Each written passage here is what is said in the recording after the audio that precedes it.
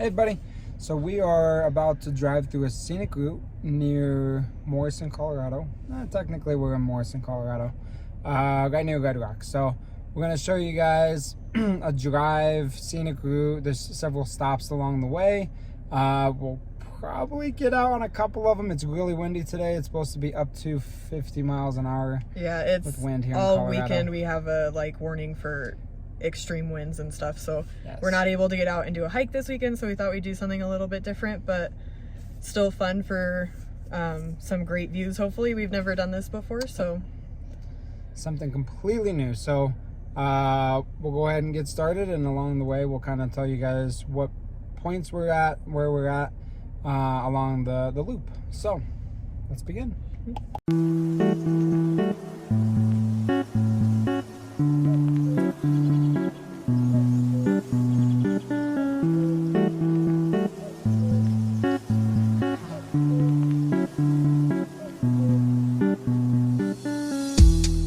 So this is one of the stops along the loop. It's the Stegosaurus lot, and then there's a map over here we'll show you, but it looks like there's a trail right here that you can hike or walk. Again, we're not getting out and doing a lot of these stops today because of the high winds, but just wanted to highlight some of them for you. There's a pretty big parking lot in here. There are signs though that warn that they recommend ride sharing. So if you're coming up here with a group, that maybe you should carpool. It might get busy like during peak hours or when it's nice out. Yes. I would imagine.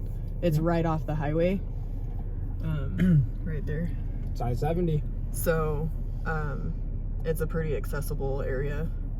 So it looks like right there maybe is the starting point. I'm not sure what that was back there then, or if there's two different starting points, but here's the sign. So Hogback Jurassic Park and ride sites. They all loop in together. Yeah, it looks like there must be multiple lots that you can park in and then access this. It says if the parking's full here to try the other lots, Woolly Mammoth lot and T-Rex lot.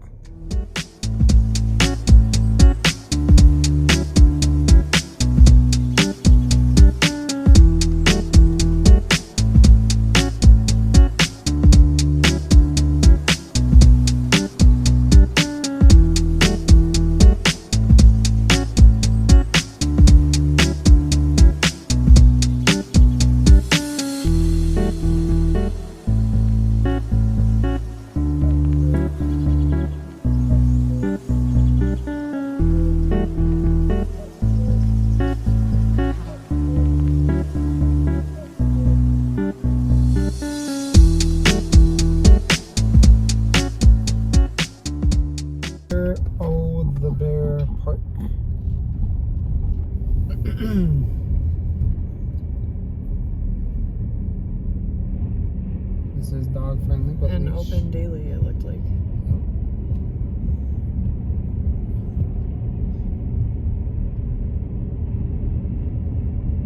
Got picnic tables, Restrooms down restrooms. there. The parking lot. Bear Creek Trail. And then over here, it's kind of hard to see, but there's a bunch of picnic tables back there behind all those trees. We're into spring and summer. When this is all green, it's probably very pretty out here. And the trees, yeah. Be a good place for fall. Because you see some tree leaves changing. The parking lot is very rough. Bumpy! And then look, it looks like right here is Jefferson County open space.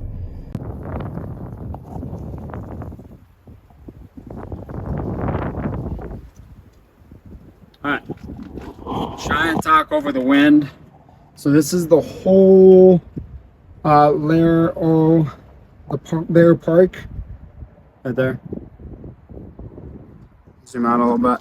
You can see trailhead follows the river, 394 acres, 8.2 trail miles, goes down into Little Park. We will come back up here and do this one, and we'll start right there, and we'll work our way through all of the trails and show the bridge, the Dipper Bridge, Kingfisher, Cold Bridge, and we'll make our way through all of that. You can see this is bike only. So the bike only exit is there. Starting point is right here. And just for knowledge, we're right here. So we drove this right here. We could have stopped there earlier, and we'll continue to drive on through that way. Park is open daily 1 hour before sunrise to 1 hour after sunset. Dogs must be leashed. No fires, no camping, no motorized vehicles. And then bag and possession limit for trout, except rainbow, is 2 fish. All rainbow trout must be returned to the water immediately if you come up here to fish. And then you can see there are some brochures.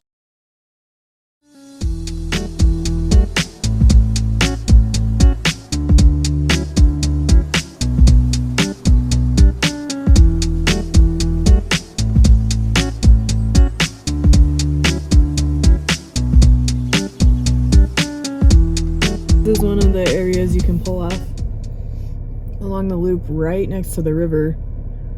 And there's a bridge over there. I will say it looks a tad sketchy, but I'm sure it's sturdy. But it looks like there's picnic tables in there, so this is a pretty little spot. Yep. And I think when I mentioned the fishing, I think it's river fishing. So Fly fishing? Yeah. Interesting. Yep. So during the summer, I'm sure we'll see a lot of people out here fishing in the river. And then just like a look at, it's literally just like a pull-off, not a parking lot. There is a parking lot over there across the main road. And that was, it was Rena Park or something. Yeah. So there's a trail, I'm sure, that starts right there.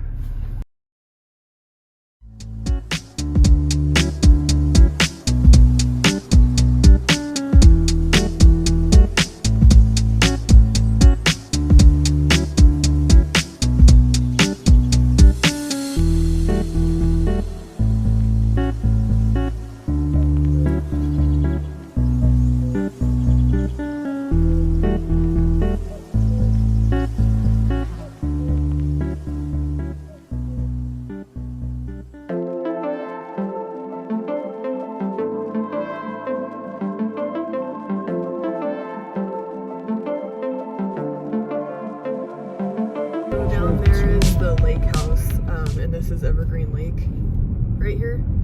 They generally every winter open it for ice skating, dependent on if it's cold enough and the lake froze enough to be out on it. But that's a great place to do ice skating up here. It's beautiful. And they also do weddings in that place. We actually went to one last summer up here, and it was a gorgeous wedding. The inside was really pretty for the reception area. Okay, we made it back from Lariat Loop. Started in Morrison, Colorado. Ended basically in Evergreen. We didn't go back all the way back through the full loop because it ended up basically stopping us out on I-70, and then you get off on the Genesee exit and you take that all the way back. So we hopped on I-70 and then headed home. Very beautiful, very nice drive, easy drive. There was several stopping points along the way that we showed you. Lots of different towns that you go through. You go through Idleton, Yeah. Kate Ridge, and in Evergreen, and then you go back through and you'll hit up a couple more towns. But a lot of different hikes along the way too. If you're planning to make like a full day out of it, there's plenty to do along the way. Yep. There is a website, so we'll attach the website on the comments or the description of the video for anybody who's interested in seeing what it all offers. There's also a map on there too. Yep. If you do go on there, it'll even show you how to make it like a 2.5 day adventure for like a nice little weekend. There's places to stay up there that are along the route or pretty close to When you start in what is that town, like Morrison. the Morrison town, so there's an option to go straight or an option to like veer off to the right, which we veered off to the right in the beginning and got lost because the signs were not great that direction. So I would recommend, like, we ended up circling back around, starting again, and we went straight that time. Way easier to follow the loop that way. There's signs along the way. They're not super close together, but they're very noticeable. Like, when they are there, you can, like, they all look the same. And I'll include a picture of what they look like, but just keep an eye on those, and it's easy to follow as long as you go not backwards. Yeah. I would say the signs, you have to be looking for the signs a little bit too. They're not like big and bold and go Lariat Loop. No, they're just small, normal signs. It has, I think the top of the sign had like a columbine on it. Yep. So it was easier to spot that than like the Lariat Loop sign, which was below it and kind of small, but just look for that columbine sign. Blue columbine, yeah. And then it shows, like, it'll have, if there's no arrow, you just continue straight, but if it wants you to turn, then it kind of like indicates that. So yeah, but if you actually use the map, which we didn't use the map, probably would be a little bit easier. Yeah, it would give you just some heads up of like where you need to turn and stuff. Exactly. So, but we will go back to those places and show you more detail in later videos. As we mentioned at the very beginning of the video, very high winds. It was crazy. When I stepped out, I felt like I was gonna blow away. But thank you for watching. We appreciate everyone who's watching and supporting us, and we're looking forward to more videos. Yep. And sorry, this one's a little bit longer of a gap between our videos, but we'll try and be a little more consistent on that. So please like the video and subscribe. Bye. We'll see you next time.